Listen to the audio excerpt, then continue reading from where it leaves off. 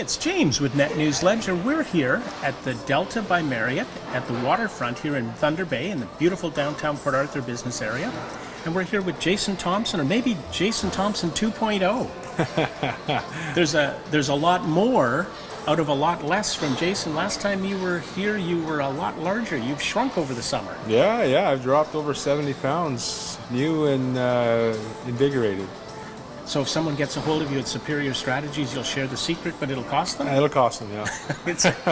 You're feeling a lot better, I'm sure. Feel a lot better. We got a grandchild on the way, so it's time to make some life changes, and very happy with that. They do that. Yeah. They really do that. Definitely. Over the summer, there's been a lot going on business-wise. There's been announcements and a lot of work going on with Wate Power. Yep. Agoki Forest Products has made an announcement, and training is available now to get youth. The opportunities for Indigenous youth in business and in real careers has become huge. Yeah, 100%. I'm very optimistic for what the future holds for Northwestern Ontario, but also for our Indigenous youth and Indigenous folks right now. I think, we've really seen a renaissance for change, and it's exciting. There's so much optimism and opportunity coming down the pipes that it's exciting. I'm excited for what the future holds for my children and the folks in the region. Now, what was neat the other day at Oshkosh was the provincial minister came in with $2.4 million, not just for training, but for training to have a job. 100%. That's a major difference. 100%. And I think, I can attest to this as a lifelong member and grew up living on the reserve. The unfortunate thing is we've lived through a lot of training programs where it's training for the sake of training. Yep. Now we're training to employment, and that's the difference. That's the key difference. People are seeing light at the end of the tunnel, and it's creating some optimism. And there's a huge demand. We know that right now with the projects that are about to kick off here in our region, that they need workers, they need able-bodied workers, and why not pick those workers from the Indigenous communities who have been trained, who are waiting for an opportunity. Now, the Business Association has a meeting coming up here at the Delta by Marriott. What would you like to share? Yeah, the Anishinaabe Business Professional Association is having our second event on November 5th here at the Delta Marriott downtown. And the title of the event is Pathways to Indigenous Prosperity. And what we're really looking at is looking and examining best cases in procurement, looking at some challenges we face through different RFQs and that sort of thing, and looking at networking, right? Okay. Sharing contacts and trying to inspire potential entrepreneurs or communities, economic development corps, and really take advantage of the opportunities that are presenting themselves. And that's an area that's almost new. Yeah, it's new, but I think through trends and stats, we as Indigenous people, Indigenous entrepreneurs, are 9 times more likely to engage in business activities, right? And you're seeing that.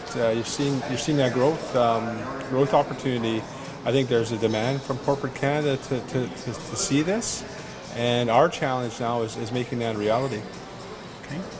So for people interested in attending, or being a sponsor, or perhaps having a table, how do they do that? Definitely. You can register at the Anishinaabe Business Professional website, and you can register there. We'd be happy to have everyone and anyone that can attend the event. I think it's going to be great. Our first event, the Advanced Business Match, was a huge event. A lot of very positive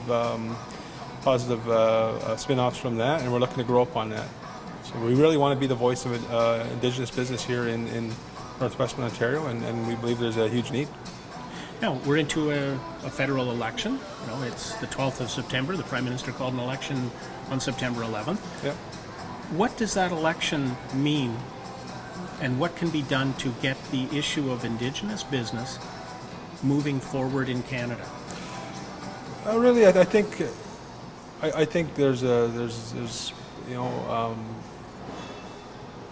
opportunity for change, right? We, and this is my own personal opinion, is we were promised a lot of things as Indigenous people in the first election that we really didn't see come to fruition, right?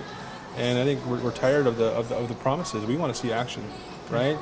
And you know, we really try not to mix business and politics. You know, it's unfortunate truth that it does happen. But you know, we're looking for some accountability, and we're looking for opportunity. Like I said, I believe every Indigenous entrepreneur, association, organization, all we're looking for is opportunity. We're not looking for handout; it's opportunity, right? And I think that's the pathway forward to creating a very inclusive society. And I think you're right there, because what often you see is, you know, an announcement will come out and then there's people getting upset that, oh, they're giving those people so much money. And, you know, the amount coming over the last 100 years versus what's been coming over the last 10, the balance is maybe going to get there eventually. Yeah, eventually. Like I said, I know we're moving forward. We're seeing strides. I know I'm seeing that. I'm pretty close. I got my finger on the pulse, and things are happening. Sometimes for us, it's not quick enough, but change is taking place, right?